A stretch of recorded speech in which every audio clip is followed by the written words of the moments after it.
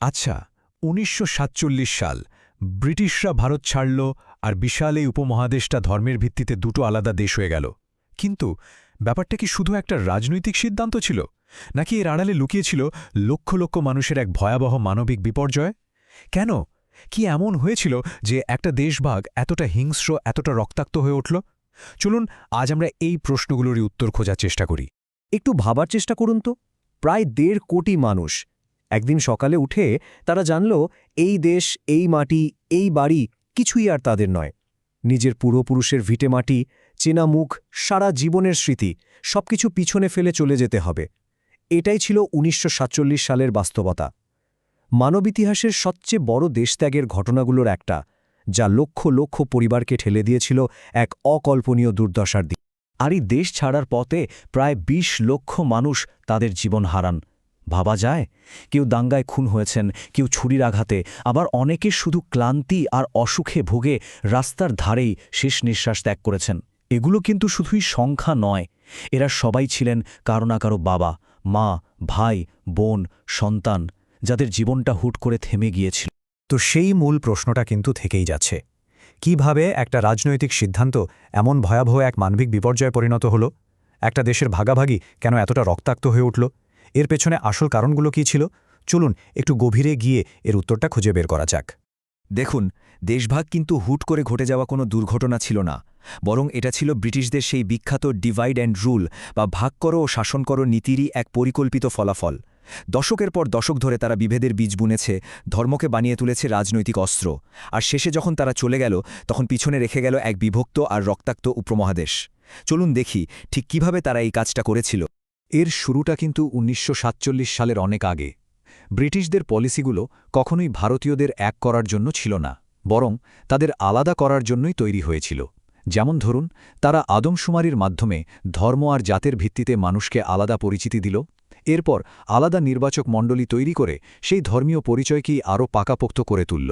মানে ধীরে ধীরে দুটো সম্প্রদায়ের মধ্যে যে মানসিক দূরত্ব তৈরি হচ্ছিল, সেটাকেই ভৌগোলিক বিভাজনে রূপ দেওয়ার রাস্তাটা তারাই তৈরি করে দিয়েছিল। এই টাইমলাইনটা দেখলে ব্যাপারটা আরও পরিষ্কার হবে।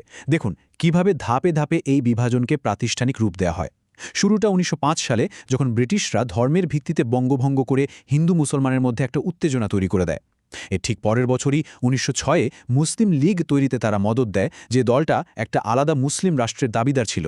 আর ১৯০৯ সালে তো তারা আলাদা নির্বাচক মণ্ডলী চালু করে ধর্মীয় পরিচয়কে রাজনীতিকভাবে আরও শক্ত করে ফেলল। বুঝতেই পারছেন, ১৯৪৭ আসতে আসতে দেশভাগটা প্রায় ঠেকানোর বাইরে চলে গিয়েছিল। তবে হ্যাঁ, পুরো দোষটা কিন্তু শুধু ব্রিটিশদের ঘাড়ে চাপালে হবে না। সত্যি বলতে তখনকার ভারতীয় রাজনৈতিক দলগুলোরও এই বিভাজনে একটা বড় ভূমিকা ছিল। ব্রিটিশরা যে বিভাজনের রাস্তা তৈরি করে দিয়েছিল, তারা সেটাকেই ব্যবহার করে নিজেদের রাজনৈতিক ফায়দা তুলতে চেয়েছিল। প্রশ্নটা হলো, ভারতীয় নেতারা কি পারতেন এই বিভাজন আটকাতে? চলুন দেখি তাদের নিজেদের রাজনীতি কিভাবে এই আগুনে আরও ঘি ঢেলেছিল। এই পুরো বিভাজনের রাজনীতির একেবারে কেন্দ্রে ছিল একটা তত্ত্ব, দ্বিজাতি তত্ত্ব। এর মূল কথাটা খুব সহজ, হিন্দু আর মুসলমানরা নাকি দুটো সম্পূর্ণ আলাদা জাতি, আর তাই তারা এক দেশে একসাথে থাকতে পারে না। এই ধারণার উপর ভিত্তি করেই কিন্তু মোহাম্মদ আলী জিন্নাহ আর মুসলিম লীগ একটা আলাদা মুসলিম রাষ্ট্র মানে পাকিস্তানের দাবি তুলেছিল। কিন্তু প্রশ্ন হল, এই ধারণাটা এলো কোথা থেকে, আর কিভাবে এটা এত শক্তিশালী হয়ে উঠল? ১৯৪৬ সালের নির্বাচনকে বলা যেতে পারে একটা বিরাট টার্নিং পয়েন্ট। ওই নির্বাচনে মুসলিম লীগ একেবারে যাকে বলে ভূমিধস জয় পায়। মুসলিমদের জন্য যে আসনগুলো সংরক্ষিত ছিল, তার প্রায় ৮৭% তারা জিতে নেয়। আর মুসলিম লীগ এই ফলাফলকেই পাকিস্তান তৈরির পক্ষে জনগণের রায় হিসেবে তুলে ধরে। একবার ভাবুন তো, যদি নির্বাচনের ফলাফলটা অন্যরকম হতো, তাহলে কি দেশভাগের ইতিহাসটা অন্যরকম হতে পারত? এরপর এলো সেই কুখ্যাত দিনটা, ১৬ই আগস্ট ১৯৪৬। মুসলিম লীগ ডাক দিল প্রত্যক্ষ সংগ্রাম দিবস বা ডাইরেক্ট অ্যাকশন ডে। আর তারপর যা হলো, কলকাতা থেকে শুরু করে সারা দেশে ছড়িয়ে পড়ল ভয়ঙ্কর দাঙ্গা। কলকাতাতেই হাজার হাজার মানুষ মারা গেল। বলা যায় এটাই ছিল সেই পয়েন্ট অফ নো রিটার্ন। এরপর থেকে কংগ্রেসের অনেক নেতাও ভাবতে শুরু করেন যে এই রক্তপাত থামানোর একমাত্র উপায় হয়তো দেশভাগই। তো দেশভাগের সিদ্ধান্ত তো হয়েই গেল, এবার আসল কাজটা বাকি, সীমানা টানা। আর এই বিশাল দায়িত্বটা দেওয়া হল স্যার সিরিল র্যাডক্লিফ নামের একজনকে। তিনি ছিলেন একজন ব্রিটিশ আইনজীবী, যার ভারত নিয়ে বিন্দুমাত্র কোনো ধারণাই ছিল না। এর ফলাফল যা হওয়ার তাই হল, এক কথায় বিপর্যয়। এই একটা সিদ্ধান্ত পুরো ট্র্যাজেডিকে আরও কয়েকগুণ বাড়িয়ে দিয়েছিল। চলুন দেখি কীভাবে। স্যার সিরিল র্যাডক্লিফ, এই নামটা মনে রাখা খুব দরকার। ইনি হলেন সেই ভদ্রলোক যার কাঁধে একটা গোটা উপমহাদেশকে ভাগ করার দায়িত্ব দেওয়া হয়েছিল, অথচ মজার ব্যাপার হলো এই কাজের জন্য তার বিন্দুমাত্র কোনো যোগ্যতা ছিল না। তিনি ছিলেন একজন ব্রিটিশ আইনজীবী, যিনি এর আগে কোনো দিন ভারতে পাই রাখেননি, এখানকার ভাষা, সংস্কৃতি, ভূগোল কিচ্ছু জানতেন না। আর এত বড় একটা মহাদেশের সীমানা আঁকার জন্য তাকে সময় দেওয়া হয়েছিল কত জানেন? মাত্র 5 সপ্তাহ। এই পুরো প্রক্রিয়াটা যে কতটা ত্রুটিপূর্ণ ছিল তা এখান থেকেই বোঝা যায়। প্রথমত, সময় দেওয়া হলো মাত্র 5 সপ্তাহ। দ্বিতীয়ত, তিনি ভরসা করলেন পুরনো ভুলভাল মানচিত্র আর আদমশুমারির তথ্যের উপর। এমনও হয়েছে যে একটা গ্রামের ঠিক মাঝখান দিয়ে বর্ডার লাইন চলে গেছে। ভাবুন, একই পরিবারের এক অংশ ভারতে, আরেক অংশ পাকিস্তানে। চরম বিশৃঙ্খলা। আর সবচেয়ে ভয়ঙ্কর ব্যাপার কি জানেন? ফাইনাল বর্ডার লাইন কোনটা সেটা স্বাধীনতার 2 দিন পর পর্যন্ত গোপন রাখা হয়েছিল। লক্ষ লক্ষ মানুষ জানতই না তারা কোন দেশে থাকবে। কি ভয়াবহ এক অনিশ্চয়! এর ফলে গুরুদাসপুর, ফিরোজপুর, মুর্শিদাবাদ, খুলনা, এমনকি পার্বত্য চট্টগ্রামের মতো বেশ কিছু জায়গা নিয়ে মারাত্মক বিতর্ক তৈরি হলো। এই সব এলাকায় হিন্দু আর মুসলিম জনসংখ্যা ছিল প্রায় কাছাকাছি। স্বাভাবিকভাবেই দুই পক্ষই চাইছিল এলাকাগুলো যেন তাদের নিজেদের দেশের ভাগে পড়ে। এই বিভ্রান্তি, এই আতঙ্ক, এটাই কিন্তু হিংসার আগুনটাকে বহুগুণ বাড়িয়ে দিয়েছিল। এই কথাটা শুনলেই তখনকার মানুষের মনের অবস্থাটা বোঝা যায়।